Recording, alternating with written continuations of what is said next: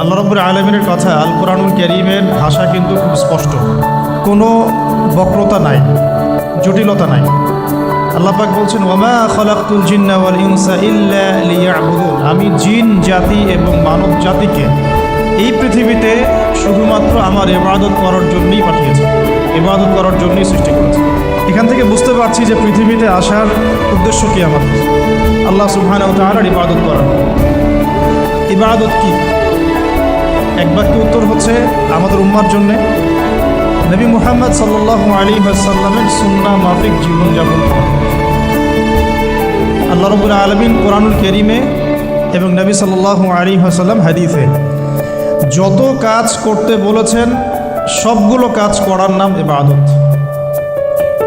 আল্লাহ রাব্বুল আলামিন কোরআনুল কারীমের মধ্যে, নবী সাল্লাল্লাহু আলাইহি ওয়াসাল্লাম হাদিসের মধ্যে যত কাজ করতে বলেছেন, উৎসাহিত করেছেন, আমাদেরকে সওয়াবের কথা বলেছেন, এই কাজগুলো করার নাম ইবাদত। ফর এক্সাম্পল সালাত, যাকাত, সাওম, হজ, উমরাহ, পিতামাতার সাথে ভালো ব্যবহার করা, সত্য কথা বলা ইত্যাদি। এগুলো লিস্ট করলে আমরা হাজারটা পেতে পারি।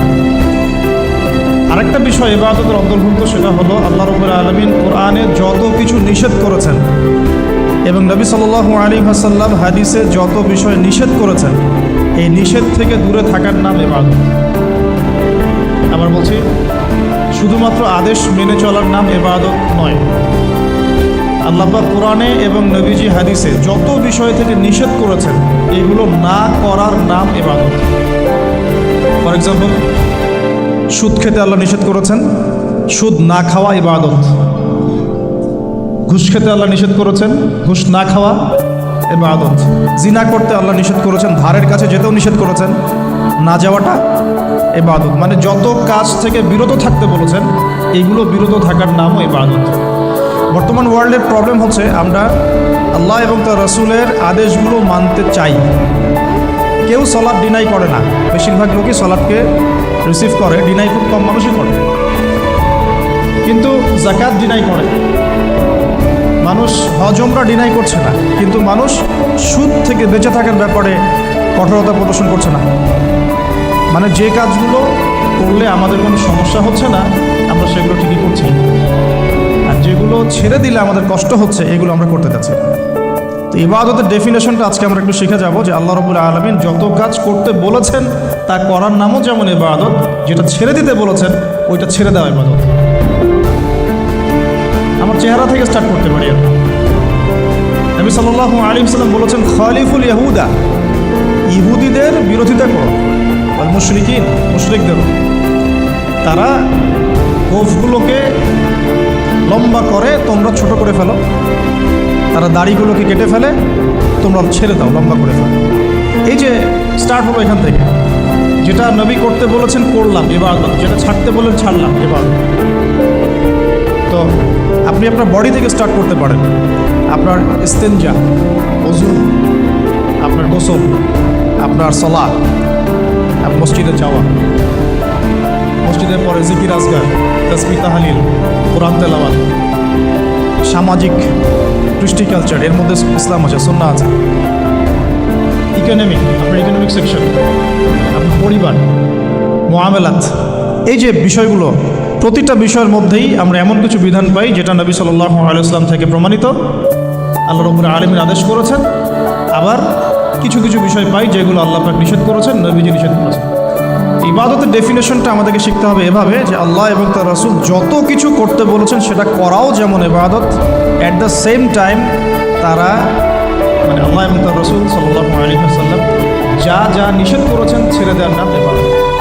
আমি আশা করি খুব সংক্ষিপ্ত করে বোঝাতে পেরেছি, বাকিটা আপনারা আশা করবেন। এখন আসুন, এখন আল্লাহ রাব্বুল আলামিন দুনিয়াতে যে পাঠিয়ে দিয়েছেন এই দায়িত্ব দিয়ে, এই ইবাদতের দায়িত্ব দিয়ে, আল্লাহ বলছেন আর কোনো কারণে সৃষ্টি করিনি। তাহলে আমরা যে 50, 60, 70 বা 100 বছরের হায়াতটা পাচ্ছি, এই জীবনটার মূল উদ্দেশ্য তাহলে এইটাই।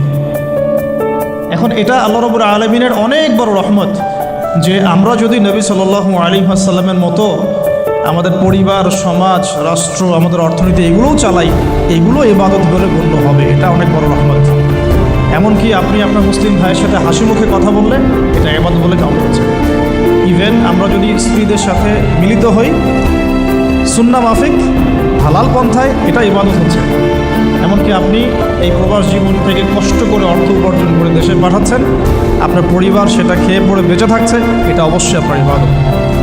এটা আল্লাহ রাব্বুল আলামিনের অনেক বড় রহমত যে আমাদের জীবনের প্রতিটা কাজকেই ইবাদত বলে গণ্য করা সম্ভব যদি কাজটা আমরা একটা সুন্নাহ মেনে চলি। সেটা হলো সেই কাজটা নবী সাল্লাল্লাহু আলাইহি ওয়াসাল্লাম কীভাবে করেছেন, এইভাবে করা। আর তার উপর একটা জিনিস আছে, সেটা হলো ইখলাস, শুধুমাত্র আল্লাহ পাকের সন্তুষ্টির জন্য করা। ইখলাস, শুধুমাত্র আল্লাহ পাকের সন্তুষ্টির জন্য আমলটা করব, ইত্তিবাউর রাসূল, রাসূল সাল্লাল্লাহু আলাইহি ওয়াসাল্লামের অনুকরণ করব। এখন এই যে 100 বছর ধরে নিচ্ছি আর কি, এভারেজ 50, 60, 100 ইয়ার্স আমাদের হায়াত। আগেকার উম্মত অনেক বেশি হায়াত পেয়েছে, কেউ 500, 1000, আরও বেশি, আমরা লিমিটেড। তো এই কারণে আল্লাহ রাব্বুল আলামিন আমাদের প্রতি আরও দয়া পরবশ হয়ে কিছু অকেশন দিয়েছেন, ইবাদতের মৌসুম দিয়েছেন। ফর এক্সাম্পল রমাদান, এই রমাদান একটা ইবাদতের মৌসুম। জুমার দিন সাপ্তাহিক ইবাদতের মৌসুম। হজ একটা ইবাদতের মৌসুম। ঈদ উল ফিতর, লাইলাতুল কদর, তারপরে আমরা যে শবে বরাত, ওই যে 15ই শাবান ইত্যাদি, আল্লাহ রাব্বুল আলামিন অনেক অকেশন দিয়েছেন ইবাদতের আমাদের জন্য। ঠিক এভাবেই 4টা মাসকে আল্লাহ সুবহানাহু ওয়া তাআলা হারাম করেছেন। হারাম মানে সম্মানিত। এখানে হারাম মানে কি? সম্মানিত। এখান থেকে একটু বোঝার চেষ্টা করুন। আল্লাহ রাব্বুল আলামিন বলছেন সূরা তাওবার মধ্যে যে আল্লাহ পাক যেদিন থেকে আসমান জমিন সৃষ্টি করেছেন ওই সময় থেকেই এই 4টা মাস সম্মানিত। 4টা মাস কি কে বলতে পারবেন? 1 নম্বরটা কি? যুলকাদা। 2 নম্বর না, রমাদান নাই, যুলকাদা। 2 নম্বর যুলহিজ্জা। 3 নম্বর বলেন মুহাররম। 4 নম্বর রজব। এই 4টা স্পেশাল হারাম মাস, আর রমাদান আরেকটা স্পেশাল। কয়টা হলো মোট? আচ্ছা, রমাদান সম্পর্কে অনেক লেকচার শুনেছেন, এটা আমি টাচ করছি না আজকে। এখন রমাদান বাদ দিয়ে আরও 4টা মাস আল্লাহ সুবহানাহু ওয়া তাআলা আমাদের জন্য সম্মানিত করেছেন, ইবাদতের মৌসুম হিসেবে দিয়েছেন। এখন আমরা পশ্চিমাদের সাংস্কৃতিক আগ্রাসন বলেন আর সারা ওয়ার্ল্ডের ডমিনেশন বলেন, এমনভাবে আমরা ফিতনায় জর্জরিত হয়েছি যে এখন যে মুহররম মাস চলছে বা স্টার্ট হয়েছে, এই চেতনাটাও কিন্তু আমাদের মধ্যে অনেকের মধ্যে নাই। আমাদের মধ্যে অনেকে জানেও না যে আজকে মুহররম মাসের কয় তারিখ। যখন আমরা সাংস্কৃতিকভাবে পরাজিত হয়ে যাচ্ছি, শিক্ষার ক্ষেত্রে পরাজিত হচ্ছি, তখন অবভিয়াসলি আমরা ইকোনমি, পলিটিক্স সব জায়গায় পরাজিত হবে। সারা ওয়ার্ল্ডে আমরা কিন্তু এই জায়গায় চলে আসি। আজকে সাংস্কৃতিক বিজয় নাই আমাদের। তো আজকে আমি স্মরণ করাই দিই যে এটা কিন্তু মুহররম মাস শুরু হয়েছে। আজকে কয় তারিখ? মাশাআল্লাহ। এখন আসেন, এই মাসটা নিয়ে কিছু কথা বলার সাথে সাথে অনেক গভীর কিছু বিষয় আছে, এই জায়গায় বুঝবেন কেন মুহররম মাস এত সম্মানিত, কি হয়েছে এই মাসে, আমাদের করণীয় কি, কিভাবে নবী সাল্লাল্লাহু আলাইহি ওয়াসাল্লাম এই মাস অতিবাহিত করেছেন, এই মাসের সাথে এই জামানার কি সম্পর্ক, আর এই জামানার বর্তমান ফিতনাগুলোর সাথে নবী মুসা আলাইহিস সালাম, আশুরা, ফিরআউন, এগুলোর কি সম্পর্ক, ব্যাপার বোঝার ব্যাপার আছে কিনা? আচ্ছা, একটু বোঝার চেষ্টা করুন, আল্লাহর ওয়াস্তে একটু মনোযোগ দিন। দেখুন, প্রথমে বলে নেই যে এই মাসে নবী সাল্লাল্লাহু আলাইহি ওয়াসাল্লাম কী করতে বলেছেন আমাদের। আমরা এই মাসে অনেক কিছু করি, কেউ বুঝে করি, না বুঝে করি। বুক পিট চাপড়াবে কিছু মানুষ, মাতম করবে, অনেক কিছুই করবে এই মাসে, এই কয়দিন পরে। নবী সাল্লাল্লাহু আলাইহি ওয়াসাল্লাম কী করেছেন? নবী করিম সাল্লাল্লাহু আলাইহি ওয়াসাল্লামকে একজন সাহাবী এসে জিজ্ঞাসা করছেন যে আইয়ু শাহরিন আফদালু ইনদাল্লাহ, ইয়া রাসূলুল্লাহ সাল্লাল্লাহু আলাইহি ওয়াসাল্লাম, রমাদান মাসের পরে কোন মাসটা আল্লাহ পাকের কাছে সবচেয়ে বেশি উত্তম, আমি সওম রাখবো, রোজা রাখবো?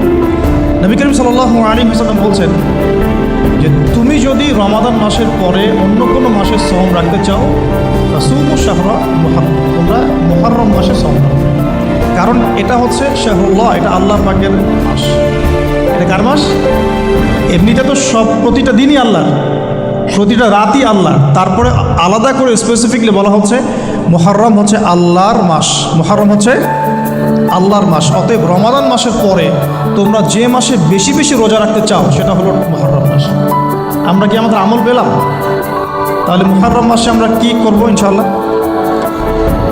এটা জরুরি নয় যে শুধুমাত্র একদিন, 2 দিন, 3 দিনে রাখতে হবে। আপনি চাইলে এই মাসে বেশি থেকে বেশি সময়, আল্লাহ পাক আমাকে আপনাদের সবাইকে তৌফিক দান করুন। স্পেশালি নবী সাল্লাল্লাহু আলাইহি ওয়াসাল্লাম মদিনায় যখন হিজরত করলেন, তখন দেখলেন যে সেখানকার ইহুদিরা রোজা রাখছে।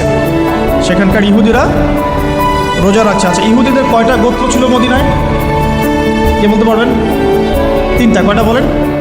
একটা বনু কোরাইজা, বনু কাইনুকা, বনু নাজির। ইহুদিরা মদিনায় কি করছিল? ইহুদিরা মদিনা অপেক্ষায় বসেছিল শেষ নবীর আগমনের জন্য। সারা দুনিয়া বাদ দিয়ে তারা মদিনায় কি করছে? শেষ নবীর আগমনের জন্য অপেক্ষা করছে। এখন সারা দুনিয়া বাদ দিয়ে জেরুজালেমে কি করছে বলেন? দাজ্জালের আগমনের জন্য অপেক্ষা করছে। খুব সুন্দর করে বোঝার চেষ্টা করেন, এখানে অনেক কিছু আছে। এই অংশটুকু মদিনা ইহুদিরা আগে থেকেই ঘাঁটি কেড়েছিল, কারণ তাদের তাওরাহ, জাবুর এবং যে ওল্ড টেস্টামেন্ট, নিউ টেস্টামেন্ট, এগুলোতে আছে যে শেষ নবী মুহাম্মদ সাল্লাল্লাহু আলাইহি ওয়াসাল্লাম আসবেন আরবের সম্ভ্রান্ত বংশ থেকে, যার নাম হবে আহমদ। কী নাম হবে? নবী করিম সাল্লাল্লাহু আলাইহি ওয়াসাল্লাম হিজরত করে তাদের দরজা পর্যন্ত গেলেন, আল্লাহ পাক নিয়ে গেলেন। এমনকি নবী সাল্লাল্লাহু আলাইহি ওয়াসাল্লাম বেশ কয়েক মাস তাদের কিবলা অনুসরণ করে নামাজও পড়লেন, তাদের সাথে মদিনা সনদ করলেন, মনে আছে? কিন্তু তারপরেও কেন তারা নবী সাল্লাল্লাহু আলাইহি ওয়াসাল্লামকে স্বীকার করল? কারণ নবী সাল্লাল্লাহু আলাইহি ওয়াসাল্লাম বনু ইসরাঈল থেকে আসেন নাই, বনু ইসমাঈল থেকে এসেছেন। কথা বুঝতে পারছেন? বনু ইসমাঈল মানে ইব্রাহিম আলাইহিস সালামের 2 ছেলে, ইসমাঈল, ইসহাক। ইসহাক আলাইহিস সালামের ছেলের নাম ইয়াকুব। ইয়াকুব আলাইহিস সালামের ছেলে আরেক নাম হচ্ছে, ইয়াকুব আলাইহিস সালামের আরেক নাম হচ্ছে ইসরাঈল। কি নাম? তার সন্তানদের বংশের নাম হচ্ছে বনু ইসরাঈল। 1,24,000 নবী রসুলের মধ্যে বেশিরভাগ নবী রসুল বনু ইসরাঈল থেকে এসেছে। বেশিরভাগ, ম্যাক্সিমাম, ইনক্লুডিং দাউদ আলাইহিস সালাম, সুলাইমান আলাইহিস সালাম, ইউসুফ আলাইহিস সালাম, ইউনুস আলাইহিস সালাম, হ্যাঁ, নবী মুসা আলাইহিস সালাম ইত্যাদি। আর বনু ইসমাঈল থেকে এই যে শেষ নবী মুহাম্মদ রাসূলুল্লাহ সাল্লাল্লাহু আলাইহি ওয়াসাল্লাম। এটা ছিল একটা ঈর্ষা, সত্য গ্রহণ না করা। আল্লাহ রাব্বুল আলামিন এর ফলশ্রুতিতে তাদের সাথে আমাদের বিচ্ছেদ ঘোষণা করলেন, কেবলা পরিবর্তন করে দিলেন। তোমাদেরকে ওদের কেবলা অনুসরণ করতে হবে না, তোমরা নতুন কেবলা অনুসরণ করো। আর এখন সারা মুসলিম বিশ্বের মুসলমান ওদের কেবলা অনুসরণ করছে। কোন কেবলা? আদর্শিক কেবলা। আপনি নামাজ তো পড়ছেন ঠিকই কাবা ঘরের দিকে তাকিয়ে, কিন্তু আমাদের বাথরুম থেকে শুরু করে পলিটিক্স পর্যন্ত এভরিথিং ওদের অনুসরণ, প্রতিটা বিষয় ওদের অনুসরণ, অনুকরণে। তাহলে আমরা কাদের কেবলা অনুসরণ করছি? অথচ নবী সাল্লাল্লাহু আলাইহি ওয়াসাল্লামকে মুখ ফিরাতে বললেন আল্লাহ পাক, মুখ ফিরিয়ে নাও তুমি এখান থেকে। মুখ ফিরানোর মানে হচ্ছে নতুন একটা ন্যাশনের উত্থান। এরপর থেকে মুসলিম জাতি বিজয়ী হয়েছে পুরো জাজিরাতুল আরবের মধ্যে। কথা কি ধরতে পারছেন? এবার সামনে আসেন। তো ইহুদিরা যে অপেক্ষা সেখানে করছিল, সেই একই অপেক্ষা কিন্তু তারা এখন এখানেও করছে।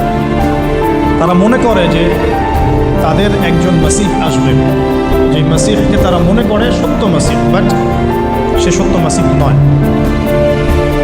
আল্লাহ রাব্বুল আলামিন তাদেরকে তাদের পাপের কারণে এমনভাবে আযাব এবং গজব পরীক্ষায় ফেলেছেন যে তারা মিথ্যা মাসিহকে সত্য মনে করছে। অথচ সত্য মাসিহ কে ছিলেন? নবী ঈসা আলাইহিস সালাম। নবী ঈসা আলাইহিস সালামকে কারা হত্যা করার চেষ্টা করেছিল? এরাই। মনে আছে? ওয়ামা কাতালুহু ওয়ামা সালাবুহু বাল রাফাআহুল্লাহু ইলাইহি। তারা তাকে হত্যাও করতে পারে নাই, ক্রুশবিদ্ধ করতে পারে নাই, বরং আল্লাহ রাব্বুল আলামিন তাকে উঠিয়ে দিয়েছেন। এবং আল্লাহ পাক তাকে কেন পাঠাবেন শেষ জামানায়? বিকজ দুটো দায়িত্ব। এক, তার হাতে আল্লাহ রাব্বুল আলামিন মিথ্যা মসিহের হত্যা লিখে রেখেছেন। এমনকি হাদিসের পাতে স্পেসিফিকলি লেখা আছে যে বাবে লুদ নামক জায়গায় দাজ্জালকে হত্যা করা হবে ইনশাআল্লাহ। কোন জায়গা? Go and search your Google, এখন দেখেন আপনি বাবে লুদে কী আছে ওদের। এটা আমি বলে দিচ্ছি না, টাচ করলাম। বাবে লুদে ওদের কী আছে দেখুন। বাবে লুদ কোন জায়গা, কী করছে ওখানে তারা। আর আরেকটা মিশন হচ্ছে তার, ঈসা আলাইহিস সালাম শেষ জামানে এসে 40 ইয়ার্স, 40 বছর সারা দুনিয়ায় আবারও সে ইসলামী খেলাফা কায়েম করবেন ইনশাআল্লাহ। যেটা উমর রাদিয়াল্লাহু আনহুর যুগে ছিল, আবু বকর সিদ্দিকের যুগে ছিল, উসমান আলী রাদিয়াল্লাহু আনহুম তাদের যুগে ছিল। এখন আসুন, নবী সাল্লাল্লাহু আলাইহি ওয়াসাল্লাম মদিনায় হিজরত করলেন, আর হিজরতের আজকে হচ্ছে 1445 বছর। কত বছর? এই যে আমি যখন লেকচার দিচ্ছি, নবী সাল্লাল্লাহু আলাইহি ওয়াসাল্লামের হিজরতের 1445 বছর পরে। সুবহানাল্লাহ। এতদিন পরে এই দিন যে সারা দুনিয়ার আনাচে কানাচে ছড়িয়ে গেছে, এটাই তো প্রমাণ করে ইসলাম একটা সার্বজনীন জীবন ব্যবস্থা। এই যে মালয়েশিয়াতে কি নবী সাল্লাল্লাহু আলাইহি ওয়াসাল্লাম পায়ে হেঁটে এসে দাওয়াত দিয়ে গেছেন? এখানে লক্ষ লক্ষ কোটি কোটি মানুষ মুসলিম। আল্লাহু আকবার। সাইবেরিয়াতে